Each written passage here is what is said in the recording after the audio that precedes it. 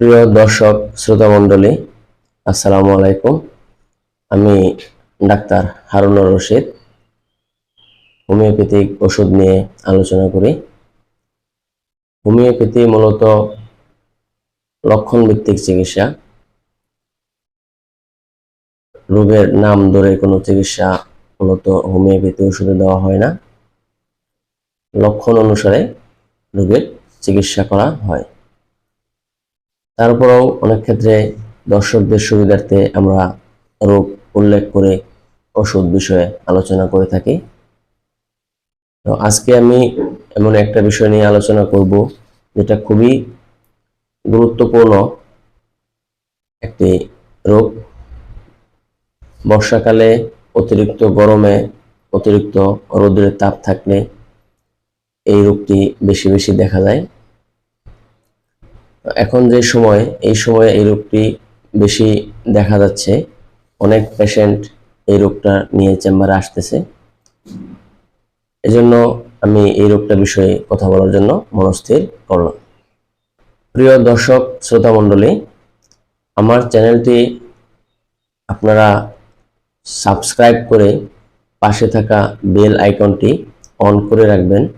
আমি প্রতিনিয়তই homeopathic medicine নিয়ে আলোচনা করব, যে আলোচনাগুলি আপনাদের কোনো না কোনোভাবে একটু হলেও উপকৃত করবে। তো আজকে আমি যেই বিষয়টি নিয়ে আলোচনা করব তা হচ্ছে ইরিসিপ্লাস বা বিসর্প নারাঙ্গা রোগ হিসেবে বলা হয়। এটি মূলত ব্যাকটেরিয়ায় আক্রমণ করলে রোগটি হয়ে থাকে। বিসর্প মানে হচ্ছে দ্রুত ছড়ানো, মানে এই ব্যাকটেরিয়া আক্রমণ করলে যে রোগটি হয় তা খুব দ্রুত ছড়ায়। আর এই ব্যাকটেরিয়াটি মূলত ত্বকের উপরিভাগে আক্রমণ করে। ত্বকে কোথাও কোনো কিছুর আঁচড় লাগলে বা কোনো পোকামাকড় কামড় দিলে ওই আক্রান্ত স্থানে এই ব্যাকটেরিয়া খুব দ্রুত আক্রমণ করে। স্ট্রেপ্টোকক্কাস নামের এক বিষাক্ত ব্যাকটেরিয়া আক্রমণ করলে এই বিসর্প বা ইরিসিপ্লাস রোগটি হয়। ব্যাকটেরিয়া আক্রমণের 2-1 দিনের মধ্যেও এই রোগটি দেখা দিতে পারে, কখনো কখনো 6 থেকে 7 দিন সময় লাগতেও পারে। এই রোগটির লক্ষণ, প্রধান লক্ষণ, আক্রান্ত স্থান লাল হয়ে যাবে, ইরাপশন দেখা দিবে, প্রচুর চুলকানি, ব্যথা, জ্বালা যন্ত্রণা থাকবে, কখনো কখনো পুজ বা রক্ত মিশ্রিত পুজ বা পানিপূর্ণ ইরাপশন দেখা দিতে পারে। রোগীর মধ্যে প্রচন্ড রকম অস্থিরতাও দেখা দিবে। এই ব্যাকটেরিয়া আক্রমণ করার পর রোগটি, বিসর্প রোগটি দেখা দিলে এর সাথে সাথে মেরুমজ্জার মেনিনজাইটিস দেখা দিতে পারে রোগীর। কখনো কখনো রোগীর ব্রনকাইটিসও দেখা দিতে পারে। এই রোগটির জন্য হোমিওপ্যাথিতে খুব ভালো চিকিৎসা আছে। সময় মতো চিকিৎসা শুরু করলে রোগী খুব অল্প সময়ে খুব দ্রুত আরোগ্য লাভ করে। এই রোগের ক্ষেত্রে হোমিওপ্যাথির যে ওষুধগুলি সবচেয়ে বেশি জরুরি তা হচ্ছে Apis mellifica, arsenic album, belladonna, merc sol, Lachesis এবং রাস্টক্স। আজকে আমি উক্ত ভিডিওতে 3-4টে মেডিসিনের গুরুত্বপূর্ণ লক্ষণ এবং প্রয়োগবিধি বিষয়ে আলোচনা করব। তাই প্রত্যেককে অনুরোধ করছি ভিডিওটি স্কিপ না করে শেষ পর্যন্ত দেখার। তাহলে আপনি আপনার জন্য কোন মেডিসিন প্রয়োজন বা আপনার পরিবারের সদস্য যদি কেউ এই রোগে আক্রান্ত হয়ে থাকে তাহলে তার জন্য কোন মেডিসিন সবচেয়ে জরুরি এবং গুরুত্বপূর্ণ তা আপনি বুঝতে পারবেন। তবে হোমিওপ্যাথিক চিকিৎসা লক্ষণ ভিত্তিক চিকিৎসা, এই বিষয়টি অবশ্যই মাথায় রাখতে হবে এবং ওষুধ ডাক্তারের পরামর্শ নিয়ে সেবন করা সবচেয়ে উত্তম। ডাক্তারের পরামর্শ ব্যতীত ওষুধ সেবন করলে আপনার যে কোনো রকম সমস্যা হওয়ার সম্ভাবনা থাকে। প্রথমেই আমি যে ওষুধটির নাম বলবো তা হচ্ছে এপিস মেল।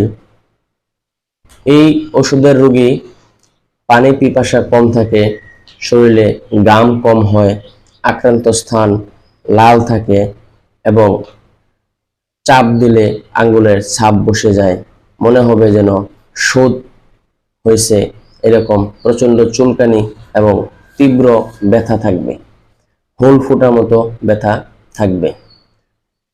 এপিসমেলের রোগী ঠান্ডায় উপশম বোধ করে, বিকালের দিকে রোগ লক্ষণ বৃদ্ধি পায় এবং অল্প অল্প প্রস্রাব হয় এবং প্রস্রাব ত্যাগকালে প্রচন্ড জ্বালা অনুভব করে। এই সকল লক্ষণ যদি রোগীর মধ্যে দেখা যায় তাহলে বুঝতে হবে এই রোগীর জন্য প্রযোজ্য মেডিসিন এপিসমেল।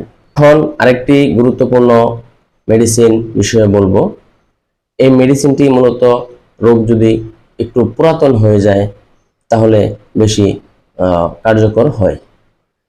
এখন যে মেডিসিনটা বলবো তা হচ্ছে আর্সেনিকাম অ্যালবাম। আর্সেনিকাম অ্যালবামের রোগী মূলত যাদের প্রচন্ড রকম অস্থিরতা থাকবে, সাথে মৃত্যু ভয় কাজ করবে, রোগী মনে করবে সে এই রোগী মারা যাবে, এরকম অনুভূতি থাকবে এবং রোগীর এপিসমেলের বিপরীত হবে, মানে এপিসমেল ঠান্ডায় আরাম অনুভব করবে আর আর্সেনিক অ্যালবামের রোগী গরমে আরাম অনুভব করবে। অতিমাত্রায় জল পান করবে অল্প অল্প করে। আর রোগ লক্ষণগুলি দুপুর 12টা থেকে 2টা পর্যন্ত, ঠিক অনুরূপভাবে রাত্রে 12টা থেকে 2টা পর্যন্ত বেশি বৃদ্ধি লক্ষ্য করা যায়।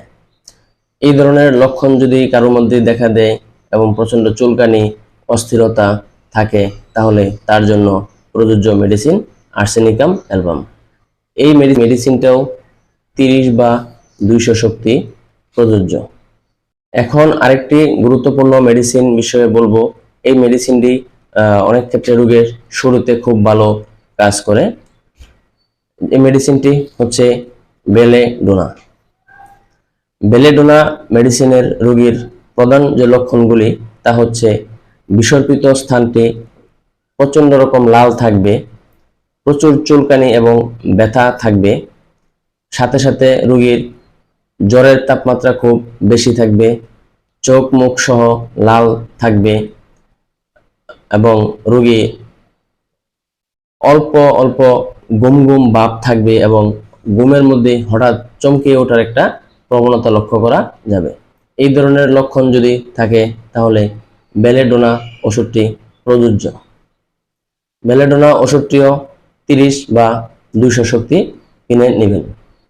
দর্শক শ্রোতা বন্ধুরা, ভিডিওটি হয়তো একটু বড় হয়ে যাচ্ছে, রোগগুলির বিষয়ে একটা মেডিসিন বেশি বলছি। এখন যেই মেডিসিনটি আমি বলবো এটি আরো গুরুত্বপূর্ণ এবং বর্ষাকালের দিকে যদি বিষর্প রোগে আক্রান্ত হয় তাহলে এই মেডিসিনটি বেশি প্রয়োজন হয়। তো এখন যে মেডিসিনটি বলবো তা হচ্ছে রাস্টক্স। রাস্টক্স মেডিসিনটির রোগী প্রচন্ড অস্থিরতায় ভুগে, তরল মলত্যাগ করতে থাকে এবং সাথে প্রচন্ড জ্বর, চুলকানি, ব্যথা ইত্যাদি থাকে। রোগীর রোগ লক্ষণগুলি বিকালে ও রাত্রে বৃদ্ধি পায় এবং রাস্টক্সের একটি গুরুত্বপূর্ণ লক্ষণ, যেটি ডাক্তার এবং আপনারা নিজেরাও পরীক্ষা করলে, রোগী দেখলে বুঝতে পারবেন, তা হচ্ছে রোগীর জিভের অগ্রভাগ 3 কোণাকার লাল থাকবে। এই লক্ষণটা যদি রোগীর মধ্যে দেখা যায় তাহলে অবশ্যই রাস্টক্স নির্বাচন করা যাবে এবং রাস্টক্সের বিষর্প রোগটি খুব দ্রুত ছড়ায়। যদি কোনো বিষর্প খুব দ্রুত ছড়াচ্ছে এরকম থাকে এবং সাথে জ্বর আর জিহ্বার অগ্রভাগ 3 কোণাকার লাল থাকে তাহলে অবশ্যই রাস্টক্স ওষুধটি নির্বাচন করলে রোগী খুব দ্রুত আরোগ্য লাভ করবে। প্রিয় দর্শক শ্রোতা মণ্ডলী, এখন আমি আলোচিত ঔষধগুলি সেবন বিধি বিষয়ে বলে দিচ্ছি। মনোযোগ সহকারে এই অংশটুকু শুনুন, তাহলে উপকৃত হবেন। বিষর্প রোগটি খুব দ্রুত বৃদ্ধি পায় এবং রোগের তীব্রতা খুব বেশি থাকে বিধায় এই রোগে 1 থেকে 2 ঘন্টা অন্তর অন্তর মেডিসিন প্রয়োগ করা যায়। এবং 1-2 দিনের মধ্যে যখন রোগ লক্ষণ কমে আসবে তখন দিনে 1 থেকে 2 বার সেবন করলেই হবে।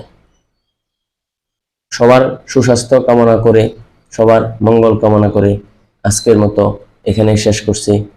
ভালো থাকবেন সবাই। আল্লাহ হাফেজ। আসসালামু আলাইকুম।